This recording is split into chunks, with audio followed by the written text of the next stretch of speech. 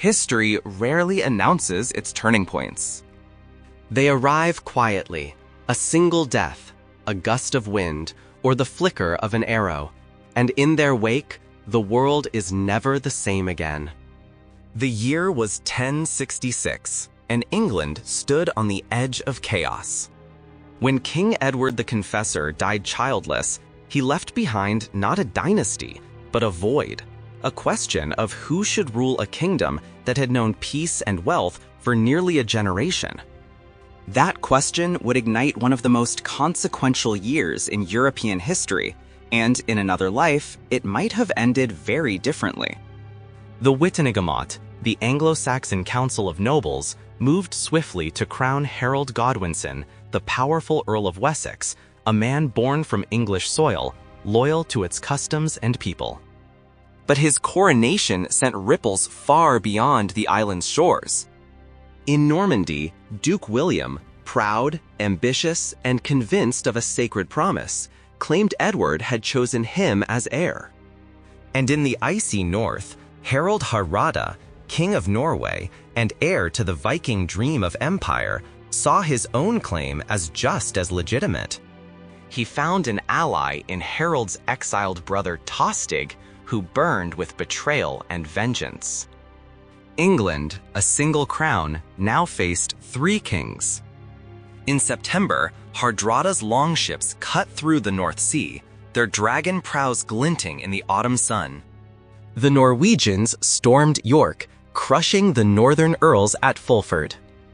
They believed victory was already theirs, until Harold Godwinson appeared like a storm summoned from the south. After a forced march of nearly 200 miles in under a week, he struck the invaders at Stamford Bridge on September 25th. The battle was apocalyptic. The Norse shield wall broke beneath English steel. Harald Hardrada, the last great Viking, was slain, and nearly 90% of his men were cut down beside him. It was an annihilation. But the triumph came at a cost: exhaustion, wounds, and the grim whisper that another enemy had already landed. Even before the fires of Stamford Bridge cooled, William of Normandy had crossed the Channel. His army of knights and archers established a foothold at Pevensey, their banners fluttering beneath unfamiliar skies. Harold turned south, marching his battered men toward destiny. At Hastings on October 14th, the two armies collided, shield wall against cavalry, longbows against axes. The English fought with the fury of those defending their homeland. Yet, when an arrow, or perhaps fate itself, struck Harold through the eye, the line faltered. By dusk, the ground was Norman. The age of the Anglo-Saxons had ended. William, soon called the Conqueror, reshaped England brick by brick. He replaced its lords with Norman barons, its language with French, its culture with the rigid codes of feudal Europe. The English tongue became a language of peasants, and for centuries, the halls of power spoke in a foreign voice.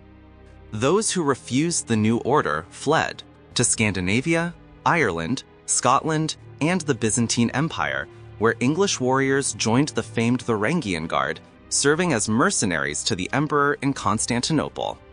The common folk, meanwhile, lived under a rule they neither chose nor understood. As one 12th century chronicler mourned, "The English deeply lamented the loss of their freedom and took secret counsel how they might shake off a yoke so insupportable. Yet no deliverance came." The land that had once belonged to Alfred and Ethelred now bent beneath the Norman sword. But imagine for a moment that the wind had turned, that the storm which held William's fleet in port had lifted sooner, that his invasion had begun not in late September, but in August, when Harold's army was still fresh, when the north was quiet, and the traps were already laid. In this alternate world, the Normans land at Pevensey on August 12th, only to discover that England is ready for them. The coast watchers raise the alarm, and Harold moves swiftly, his forces already stationed across the southern shore. For once, the English fight on their own terms. Despite their fortifications, Pevensey Castle falls after fierce resistance, but not before its defenders buy precious time. Harold's army, hardened and mobile, covers 50 miles in just 2 days, arriving before William can establish control. When the Norman scouts spot their banners cresting the hills, William realizes too late that he is trapped between the English and the sea. The Battle of Pevensey, fought on August 16th, becomes a day of reckoning. Harold commands 15,000 men, veterans from Stamford Bridge, housecarls wielding great axes, and feared men drawn from every shire. William fields around 10,000 elite knights and archers from Normandy and Brittany. The clash lasts from dawn until dusk. The English formed their shield wall, impenetrable and steady, while Norman cavalry charges again and again, only to be repelled by spears and axes. When the tide turns, the English counterattack, crushing the flanks and driving the invaders toward their ships. By sunset, the beach is red with blood. 7,000 Normans lie dead. William of Normandy falls among them, slain in the chaos. The survivors flee in terror, their invasion fleet burning behind them, another failed foreign conquest written into the sea. England, for a moment, breathes again. The Saxon crown seems secure. But destiny is never so kind. Just weeks later, Harald Hardrada lands in the north with 16,000 men. His fleet, prepared since spring, cuts through the cold waves, bearing warriors from Norway, Scotland, and Flanders. He leaves his eldest son Magnus to rule in Norway, bringing his younger, Olaf, to witness glory. At Fulford, the northern earls are swept aside once again. By September 24th, York has fallen. Harold Godwinson, weary but unbroken, marches north, but this time his forces are depleted, his men worn thin from months of war. On September 25th, at Crocky Hill, the English are outnumbered 2-1. The battle is swift and brutal. Through the smoke and rain of arrows, Harold is struck in the eye, the cruel echo of another fate. His army collapses. England's brief deliverance dies with him. Hardrada, the last Viking, takes York and crowns himself King of England. He expects submission, but the Witenagemot resists, declaring a boy, Edgar Etheling, 14 years old, as the rightful king, the final heir of the House of Wessex. It is a gesture of defiance, not strength. By December, the lords meet Hardrada at Berkhamsted and bow before the inevitable. A political marriage seals the peace. Edgar's sister, Margaret, weds Olaf, Hardrada's young son. A new Anglo-Norse dynasty is born. York becomes the capital of this dual kingdom, a bridge between the cold fjords of Norway and the green hills of England. The North thrives as trade surges across the North Sea. Old English and Old Norse merge into a new tongue, while Viking and Saxon customs blend into a shared identity. In this world, England does not bow to France. It turns toward the north, becoming a kingdom of seafarers, merchants, and warriors, shaped by both the cross and the hammer. The year 1066 would still be remembered as the year England changed forever, but in this version, it changed into something entirely new. Not conquered by Normandy, but reborn under the storm banners of the North. By the late 1060s, England stood at a crossroads between rebellion and rebirth. The new Anglo-Norse dynasty faced its first true test, And history, as always, waited to see if the storm would pass or swallow the kingdom whole. King Harold Hardrada, though victorious, ruled a land still bleeding. The scars of war ran deep.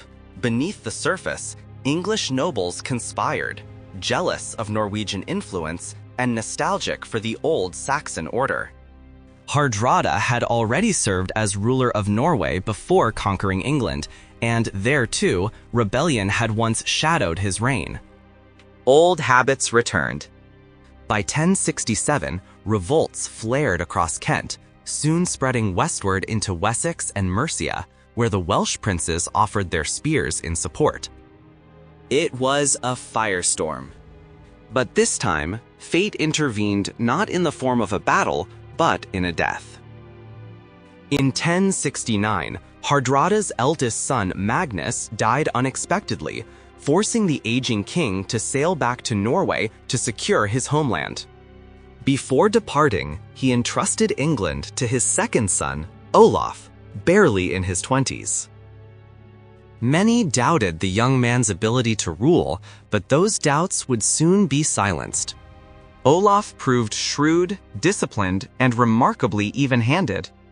He crushed the uprisings with precision, replacing rebellious Saxon lords with loyal Norse governors, yet stopping short of mass purges. He understood what his father had learned through blood, that conquest wins land, but restraint wins hearts. To stabilize his realm, Olaf reappointed Tostig Godwinson's former allies and mended ties with the powerful Northumbrian families, appeasing the northern earls who still remembered the days of Canute the Great. When Hardrada returned from Norway in 1071, he found an England calmer than he had left it. His son's rule had brought stability, and with Magnus gone, Olaf's succession in both kingdoms was now assured. Unlike the tyranny that followed the Norman conquest in real history, Hardrada's England did not burn. The English, weary of war but unbroken in spirit, saw in Hardrada not a foreign invader, but a reflection of their own past, another Canute the Great, the Viking who had once ruled England a generation earlier. And just as Canute had done, Hardrada respected the old laws and the rhythms of Anglo-Saxon governance. He did not replace the Wittenengemat or the Shire courts. He merely reshaped them to serve his dynasty, rewarding loyalty rather than lineage. The Anglo-Norse lords of the north, men fluent in both tongues and customs, became his closest allies, forming a new hybrid nobility that blended the courage of the Norse with the discipline of the Saxons. By the time Harald Hardrada died in 1078, at 63, the House of Hardrada had become a fixture in English life, not foreign conquerors, but kings of two worlds. His death was not met with rebellion or chaos, but with ceremony and order. His son, Olaf, 28 years old, inherited both Norway and England, uniting the North Sea into a single crown. At first, not all accepted this unity. Sven II of Denmark, wary of losing influence in Scandinavia, challenged Olaf's claim to Norway. But the Norwegians and the English warriors loyal to Olaf's house met him in battle and prevailed. Peace followed. Denmark withdrew, and Olaf's reign began in earnest.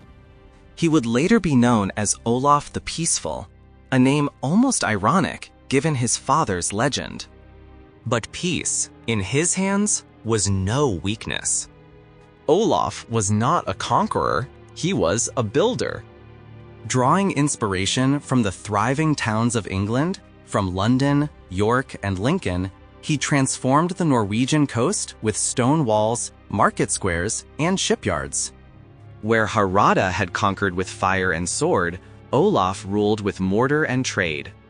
New cities rose along the fjords, settled partly by English craftsmen and merchants who sought opportunity across the sea. In these towns, the languages of both peoples mingled, Old English and Old Norse, intertwining into a shared tongue that would echo across generations. England and Norway became two halves of the same body, one land of grain and gold, the other of ships and steel. Trade flourished between them. The English exported wool, silver, and tools. The Norwegians returned with timber, fish, and amber. The economy surged. In time, Olaf's cities along the Norwegian coast grew into cultural hubs. Their architecture distinctly English, timber-framed halls and marketplaces reminiscent of London itself. In this way, the English became to Scandinavia what the German burghers would later become to Central Europe, privileged settlers granted freedoms and lands to spark prosperity. Olaf's rule brought another quiet revolution, centralization. Where once Norway had been divided among fractious jarls and distant kings, Olaf wove the realm into a single, cohesive fabric. He curbed the power of nobles, expanded the crown's authority, and introduced English administrative practices, written charters, royal courts, and standardized taxation. Under his rule, Norway became the most organized and wealthy of the Scandinavian kingdoms, eclipsing both Denmark and Sweden for generations. When Olaf the Peaceful finally died, his sons inherited a realm that stretched from the North Sea to the fjords, prosperous, stable, and connected by faith, trade, and lineage. The Anglo-Norse alliance had not just survived, it had endured. Meanwhile, history elsewhere unfolded in strange new directions. The Normans, denied their conquest of England, turned their restless ambition southward. Their dreams of kingship found new soil in France and the Mediterranean. By the early 12th century, Norman knights carved out domains in Sicily, Tunis, and Tripoli, reshaping the balance of power in the Christian world. They became the sword of the Crusades, capturing Egypt and fortifying Jerusalem's fragile existence. Yet their brilliance also hastened Byzantium's fall. Without the flow of Anglo-Saxon warriors who once joined the Varangian Guard, the Byzantine armies withered, left vulnerable to Norman aggression. By the 13th century, Constantinople itself fell, not to Turks or Crusaders, but to the relentless southern Normans. In Western Europe, the absence of 3 centuries of Anglo-French rivalry changed everything.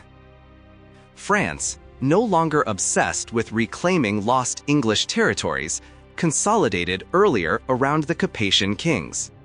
The 100 Years' War never came to be. Instead, France turned inward, refining its monarchy into a disciplined and centralized state decades ahead of schedule.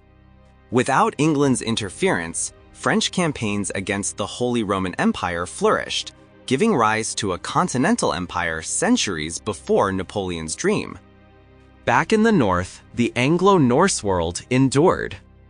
Its blended culture, neither Viking nor Saxon, but something new, gave birth to a language and people uniquely their own.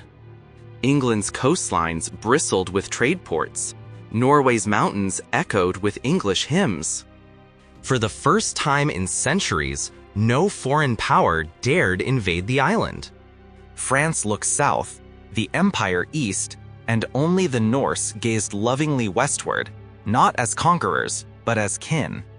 The story of 1066, in this world, was not the tale of England's subjugation. It was the dawn of a northern empire, a bridge between 2 seas and 2 souls, proof that sometimes when the winds of fate shift, entire civilizations can be born from a single changed breeze. By the dawn of the 12th century, the North had become the heart of a new world. Scotland, once defiant and proud, now found itself encircled, hemmed in by Norwegian sea power and Norse-held territories. The Kingdom of the Isles, stretching from the Hebrides to the Isle of Man, was already a vassal of Norway. Cut off from France and surrounded by Norse fleets, Scotland's fate was sealed. Over time, It too fell beneath the northern crown. What had once been the ancient rivalry between Scotland and Norway became, through conquest and intermarriage, a union of necessity, the northern half of Britain drawn into the orbit of the Norse world. Ireland followed in a similar tide. The island was already scattered with small Norse enclaves, Dublin, Waterford, Limerick, relics of earlier Viking settlements. Without Norman intervention or English invasion from the south, Ireland drifted naturally toward Norse influence. Its fragmented petty kingdoms found themselves drawn together under the banners of trade, faith, and pragmatic alliance. By the end of the 13th century, the entire British Isles had transformed into a constellation of 5 Nordic kingdoms: England, Wales, Scotland, the Isles, and Ireland, each distinct in governance and culture, yet bound by blood and sea. These realms never fully merged into one empire.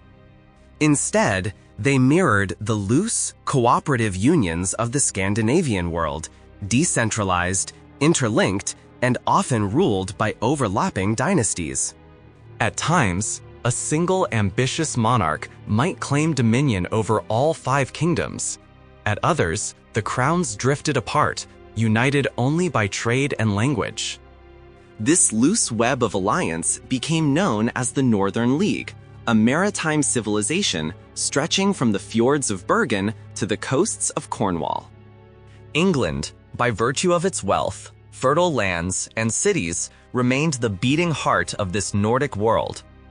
It served as the Hardrada dynasty's base of power, the administrative and cultural anchor of the Union. Meanwhile, the port cities founded by Olaf the Peaceful along Norway's coast connected the Isles and the continent through vast trading routes, from the North Sea to the Baltic, and from there to the Hanseatic markets of Lübeck and Riga. England became, in a sense, to the Norse world what Finland would later become to Scandinavia, culturally northern but politically distinct, a bridge between 2 civilizations. Relations with France grew distant. The Anglo-Norse kings preferred the bustling trade of the Low Countries, where merchants from Frisia and Flanders exchanged goods, timber, and silver beneath the banners of a united North. Hugging the continental coast was safer than risking the open sea, and soon this coastal route became the lifeline of northern commerce. But prosperity always breeds rivalry. The wealth of these ports drew conflict with the Holy Roman Empire and France, sparking generations of skirmishes over trade rights, tolls, and succession claims in the Low Countries. Yet the Norse differed from the Normans in one defining way: they admired English culture. Where the Normans had replaced it, the Norse embraced it. They viewed England's institutions, architecture, and written laws as the height of civilization. Anglo-Saxon customs seeped into Norway and Denmark, reforming their councils and even influencing royal succession. Olaf's legacy of centralization, written charters, royal courts, and standardized taxation spread throughout the north. By the 13th century, England was the undisputed Nordic superpower, its cities glowing with wealth and knowledge, its fleets dominating every sea from Greenland to Flanders. In this alternate world, English kings often hailed from Norway or Denmark, and North princes married into the houses of Wessex and Northumbria. The nobility of all 5 kingdoms was bound by lineage, a web of intermarriages so dense that nearly every lord had kin across the sea.